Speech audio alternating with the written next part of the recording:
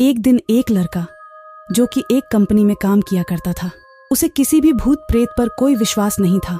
वह भूत प्रेत को बस दिमाग का भ्रम मानता था। एक दिन उसके कंपनी में कुछ काम ज्यादा हो गया था, जिसके कारण उसे घर वापस आने में देर हो गया। वह अपने ऑफिस से देर रात को निकला। वह अपने बाइक से था। कुछ दूर चलने के बाद उसका बाइक खराब हो गया। अब वह अपनी बाइक को पैदल ही लेकर चल दिया। कुछ दूर के बाद उसे एक बस स्टॉप दिखा। वह कुछ देर वहां रुक गया। उसके पास एक साधु आकर बैठ गया। साधु अपने पास एक बीड़ी रखा हुआ था। वह अजीब तरीके से उसे पी रहा था। उस लड़के की एक आदत थी कि वह किसी से भी बात करना शुरू कर देता था। वह इस साधु से भी बात करने लगा। बात ही बात में इस लड़के ने कहा, बाबा, मैं किसी भी भूत प्रेत को नहीं मानता हूँ, बस सब झूठी बातें हैं।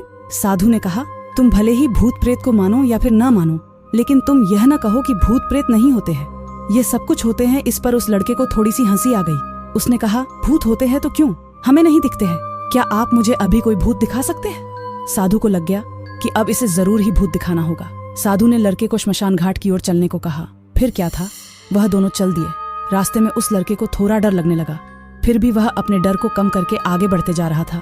कुछ देर के बाद वह श्मशान घाट पहुंच गए। श्मशान घाट में अभी कुछ लाशें जल रही थी। साधु ने उसको एक ऐसे स्थान पर बैठाया जहाँ कुछ समय पहले की लाश जली थी। साधु ने जमीन में एक लोहे का कील गाड़ दिया। उसमें एक सफेद धागा लपट दिया। इस धागे का अंतिम डोर उस लड़के को पकड़ने को कहा। अब उस लड़के को हद से ज्यादा डर लग रहा था। उसकी सांस तेज हो रही थी। इसके साथ ही उसके हाथ पैर भी कांप रहे थे। फिर भी उसने धागे को पकड़ लिया। साधु ने कुछ बतासा को 4 जगह पर रख दिया।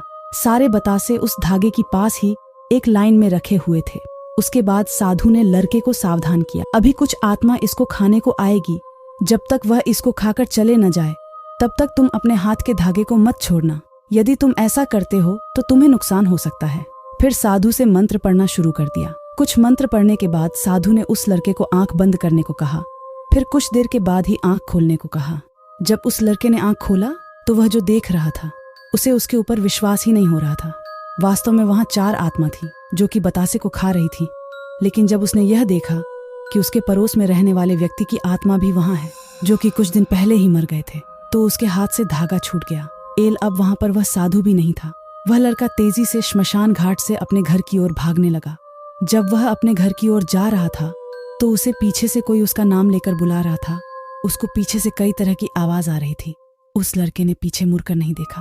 अपने घर जाने के बाद उसने यह सब कुछ अपने माता पिता से बताया। फिर वह अपने कमरे में सो गया। अगले दिन उसकी आंख उसी श्मशान घाट में खुली और उसी स्थान पर जहाँ पर उसने आत्मा को देखा हुआ था।